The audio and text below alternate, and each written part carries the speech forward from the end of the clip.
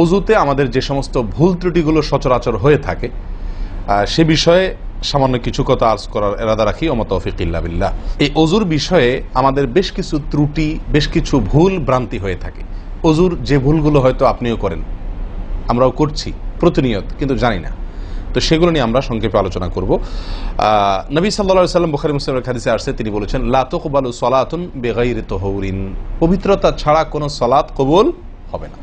কোনো সালাত আল্লাহর কাছে অ্যাকসেপ্টেড, গ্রহণযোগ্য হবে না কি ছাড়া? তাহারাত ছাড়া, অজু ছাড়া। মুসলিম বর্ণিত হাদিসে আসছে, নবী সাল্লাল্লাহু আলাইহি ওয়াসাল্লাম বলেছেন, যে ব্যক্তি পরিপূর্ণভাবে অজু করবে, পরিপূর্ণভাবে অজু করবে, ভালোভাবে অজু করবে, এবং অজুর শেষে কালিমাতুশ শাহাদা যেটা আছে, আশহাদু আল্লা ইলাহা ইল্লাল্লাহু ওয়াহদাহু লা শারীকা লাহু ওয়া আশহাদু আন্না মুহাম্মাদান আবদুহু ওয়া রাসূলুহু, এই কালিমায়ে শাহাদা পাঠ করবে অজুর শেষে, এই ব্যক্তির জন্য আল্লাহ সুবহানাহু ওয়া তাআলা জান্নাতের সমস্ত দুয়ার খুলে দিবেন। প্রিয় ভাইরা, এখন আসি আমরা অজুতে কি ভুলগুলো আমাদের এমন হয় যেগুলোর কারণে আমাদের অজুর পূর্ণতা নষ্ট হতে পারে। তার ভিতরে এক নম্বরের ভুল হলো, যেটি আমাদের হয়ে থাকে অজুর ক্ষেত্রে অনেকেরই, সেটা হলো বিসমিল্লাহ পাঠ না করা। অজুর শুরুতে কি পাঠ করতে হয়? বিসমিল্লাহ। আপনি যখন হাত ধুয়ে তো অজু শুরু করবেন, দুই হাতের কবজি দুই হাতে অজু শুরু করবেন না, প্রথম কাজ, তার আগে আপনি কি কি করবেন? বিসমিল্লাহ। বিসমিল্লাহ বলে হাত ধুয়ে তারপর অজু শুরু করবেন। বহু লোক আছি আমরা, অজুখানায় ওই গল্প করতেছি, আড্ডা মারতেছি, কথাবার্তা বলতেছি, এই বলতে বলতে অজু শুরু করে দিছি। তাহলে বিসমিল্লাহ কখন পড়তেছি? বিসমিল্লাহটা অনেক সময় অমনোযোগিতার কারণে, অবহেলার কারণে, অন্যমনস্কতার কারণে বিসমিল্লাহটা অনেক সময় আমরা বলতে ভুলে যাই। অথচ এই বিসমিল্লাহ পাঠ করা অজু শুরুতে অনেক বিশেষজ্ঞ আলেমের মতে ফরজ। অনেকে বলেন বিসমিল্লাহ পাঠ না করলে অজুই হবে না, আপনি যদি ভুলে বাদ দেন অজু হলো না। যদিও সংখ্যাগরিষ্ঠ ওলামাদের মতে এটা না, তাদের মতে বিসমিল্লাহ পাঠ করা এটা অজুর সুন্নাহ। এটা হলো অজুর কি? সুন্নাহ। এটা আপনি যদি বিসমিল্লাহ বলে যদি অজু শুরু করেন, তাহলে অজুটার ভিতরে পূর্ণাঙ্গতা আসলো। দ্বিতীয় যে ভুলটি হয় ভাই, 100-99 জনের বলবো, তার চেয়ে বেশি হতে পারে, হাজারের ভিতরে 10 জন মানুষের হয় কিনা আমার সন্দেহ আছে এই কাজটা সঠিকভাবে করতে পারি না। সেটা হলো অজুর সময় মিসওয়াক করা। অজুর সময় কি করা ভাই? মিসওয়াক করা। এটি এত গুরুত্বপূর্ণ সুন্নাত যে নবী সাল্লাল্লাহু আলাইহি ওয়াসাল্লাম বলেছেন, বুখারীর হাদিস, লাউলা আন আশুক্কা আলা উম্মতি লা আমারতুহুম বিসওয়াকি ইনদা কুল্লি ওযু। বুখারীর হাদিস। নবী সাল্লাল্লাহু আলাইহি ওয়াসাল্লাম বলেন, আমার উম্মতের জন্য যদি কঠিন না হতো, তাদের জন্য কষ্টের কারণ না হতো, তাহলে আমি তাদেরকে বাধ্যতামূলক করে দিতাম, ফরজ করে দিতাম কি? প্রত্যেক অজুর সময় মিসওয়াক করা। হাদিস থেকে, তার বক্তব্য থেকে বোঝা যায় যে অজুর সময় মিসওয়াকের গুরুত্ব তার কাছে কত বেশি ছিল।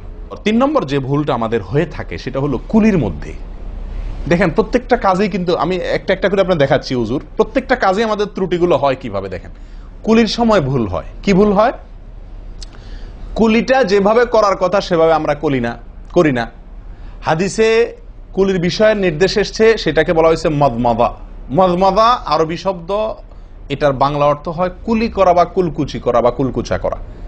এই কুলি বা কুলকুচা এটা হলো মুখের ভিতরে আপনি হাতের কষে করে পানি নিয়ে মুখে নাড়বেন, এরপরে ফেলবেন, আবার হাতে নিবেন, কিছু সময় নাড়বেন, 1 সেকেন্ড হোক 2 সেকেন্ড হোক, এরপরে ফেলবেন। এটা হলো কুলি বা কুলকুচা। আমরা বেশিরভাগ সময় এরকম করি আলহামদুলিল্লাহ। যখন ব্যস্ত থাকি, যখন হুলস্থুল থাকে, কোনো সময় কোনো কাজের তাড়া থাকে, তখন অনেক সময় আমরা কি করি? হয় কি না হয় না? মুখে নিলাম আর ঢাললাম, মুখে নিলাম আর ঢাললাম। আমি জানি না আপনাদের হয় কিনা এরকম।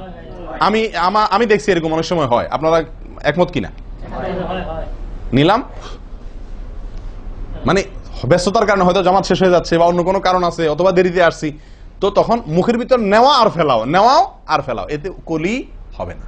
নাম্বার 4, নাকে পানি দেওয়া। দেখেন একটা একটা করে দেখেন, প্রত্যেকটাতে ত্রুটি আছে। আল্লাহুল মুস্তাআন। নাকে পানি দেওয়া, নাকে পানি দেওয়ার যে নির্দেশ আসছে হাদিসে, এটাকে বলা হয় ইস্তেনশাক। ইস্তেনশাক শব্দের মূল অর্থ হলো পানি টানা, নাকে পানি টানা। আমরা নাকে পানি টানি না, দেইও না। একটা হলো দেওয়া, একটা হলো ছিটানো, আর একটা হলো টানা।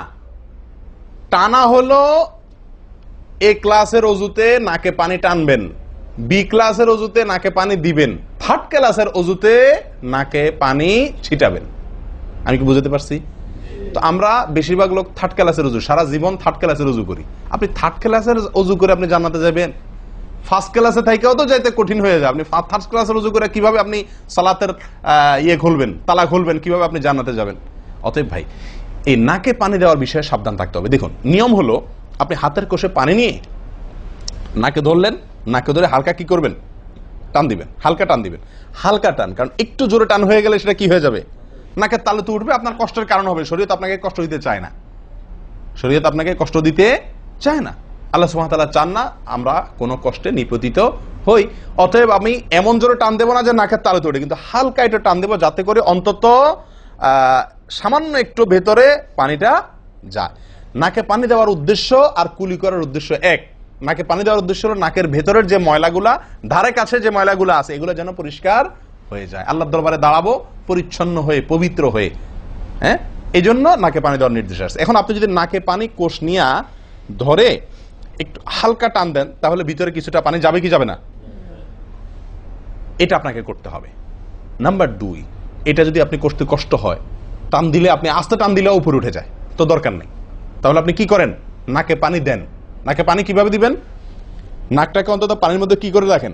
চুবাই রাখেন, 1 সেকেন্ড চুবাই রাখেন। কিছু দূর পানি যাবে কিনা আমি কি বুঝাতে পারছি? আমরা অনেকে বিশেষ করে আমি দেখছি ওযু করার সময় নাকে পানি ছিটান। কিভাবে পানি ছিটান? ওই যে কষে করে পানি নিয়ে, লক্ষ্য করছেন আপনারা? এভাবে নিয়ে এরকম মারে পানিটা, এরকম মারলে সেটা কি হলো? ছিটানো হলো। হাদিসে যে ইস্তেনশাকের কথা বলা হয়েছে সেটা হলো না। আপনি সারা জীবন ওযু করলেন, অথচ আপনার কখনো নাকে পানি দেওয়ার সুন্নাহটি আদায় হলো না। সারা জীবন, আজীবন আপনার ওযুটি হয়ে গেল সুন্নাহ ছাড়া। আরেকটি ভুল ভাই, নাকে পানি দেওয়া একটা আমল, নাক ঝাড়া আরেকটা আমল। নাকে পানি দেওয়া এটা একটা নির্দেশ, আর নাক ঝাড়া আরেকটা নির্দেশ। আমি কি বুঝাতে পারছি? কুলি করা একটা আমল, হাত ধোয়া একটা আমল, হাতের কবজি পর্যন্ত 2 হাতের বিসমিল্লাহ বলা, তারপর তো এটা আছেই। এরপরে মেসওয়াক করা একটা আমল, কুলি করা আরেকটা সুন্নাহ, কুলির পরে নাকে পানি দেওয়া বা নাক দিয়া পানি টানা আরেকটা আমল, এরপরে নাক ঝাড়া আরেকটা আমল। ভাই, এরপরে আসি আরেকটি গুরুত্বপূর্ণ আমল যেটি হয় না, বা আরেকটি ত্রুটি ওযুতে, সেটি হলো আঙ্গুল খেলাল না করা। ওযুতে কি না করা? আঙ্গুল খেলাল না করা। আঙ্গুল খেলাল হলো হাত এবং পায়ের আঙ্গুলের যে চিপাগুলো আছে, এই চিপাগুলোতে পানি পৌঁছানোর জন্য, পানি পৌঁছানোটা নিশ্চিত করার জন্য কি করতে হবে? এক হাতের আঙ্গুলকে অন্য হাতের আঙ্গুলের চিপায় ঢুকায়া এভাবে কি করতে হবে? একটু হালকা নাড়তে হবে, যাতে করে জায়গাটাতে, চিপাটাতে পানি গেছে এটা নিশ্চিত। কারণ এই চিপাগুলোতে পানি নাও যেতে পারে শুকিয়ে থাকার কারণে। তা আপনি যদি একটু নাড়া দেন পানির ভিজা আঙ্গুল দিয়া, তাহলে ইনশাল্লাহ ওখানে পানি পৌঁছানোটা মোটামুটি নিশ্চিত হয়ে যাবে। ঠিক না ঠিক? পায়ের আঙ্গুল কিভাবে করবেন? পায়ের আঙ্গুল তো আর এক আঙ্গুল অন্য পায়ের আঙ্গুল ঢুকাতে পারবেন না। সেটা করবেন হলো, অন্য হাদিসে আসছে, এই যে কোন আঙ্গুল আছে না, কোন আঙ্গুল দিয়া সব চিপাগুলোতে কি করবেন? ঘষা দিবেন। কোন আঙ্গুল দিয়া আপনার সব পায়ের আঙ্গুল চিপাগুলোতে ঘষা দিবেন। ভাই, আমরা কজনে করি এই খেলার আমলটা বলেন তো? পায়ের আঙ্গুল, কোন আঙ্গুল দিয়া পায়ের আঙ্গুলের চিপা খেলাল করা, হাতের আঙ্গুল খেলাল করা, কজনে করি আমরা বলেন? তাহলে এই ভুলগুলো আমাদের অহরহ হচ্ছে না ভাই? আমরা কি জান্নাতে যেতে চাই না? আমাদের সালাতটা সুন্দর হোক আমরা চাই না ভাই? আমাদের এই সালাত খুব পাওয়ারফুল হোক, শক্তিশালী সালাত হোক। এই সালাতের মাধ্যমে আমি অন্যায় থেকে বেঁচে থাকবো, এই সালাতের মাধ্যমে আমি জান্নাতে যাব। এই সালাত আমাকে খাঁটি মুসলিম বানাবে, এই সালাত আমাকে আল্লাহর কাছে প্রিয় বানাবে, এই সালাত কি আমাদের নূর হবে। আমরা চাই না ভাই? এগুলো যদি চাই তাহলে আমাকে ওযু সুন্দর করতে হবে, আর ওযু সুন্দর করতে গিয়ে এই ভুলগুলোর ব্যাপারে সাবধান হতে হবে। তাহলে আঙ্গুল খেলাল করা, পায়ের আঙ্গুল, হাতের আঙ্গুল আমরা করি না বললেই চলে ভাই। তো আজকে থেকে ইনশাল্লাহ করবো। তো ভাইয়ারা, ওযুর ক্ষেত্রে আরেকটি ভুল, এই যতগুলো ভুল বললাম এর ভিতরে বড় 2টি ভুল বলে ওযুর ভুলকে আমরা শেষের দিকে চলে আসছি।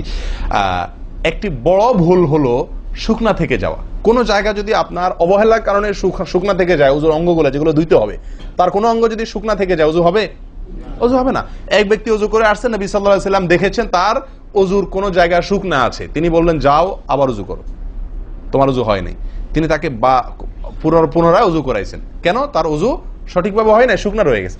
অনেক সময় দেখা যায় আমাদের অনেক ভাই ওযু করেন, ওযু করলে বেশ কিছু জায়গা, বিশেষ করে যে কোন জায়গাটা, এই জায়গাটা দেখা যায় শুকনা থাকে। এই যে কানের লতির এই যে জায়গাটা, এখানে দেখা যায় একটু কি থাকে? শুকনা থাকে। কপালের দিকে দেখা যায় শুকনা থাকে। এই জায়গাগুলো অনেক সময় দেখা যায়, বহু লোককে দেখা যায় ওযু করে আসছে, এখানে শুকনা, এখানে শুকনা, পায়ের গোড়ালি, গিরা, এই জায়গাগুলোতে শুকনা। কারণ হলো ওই যে অবহেলা করে অজু করছে, কোন রকম অজু করছে, অজুটা যেভাবে করা দরকার সেভাবে করে নাই।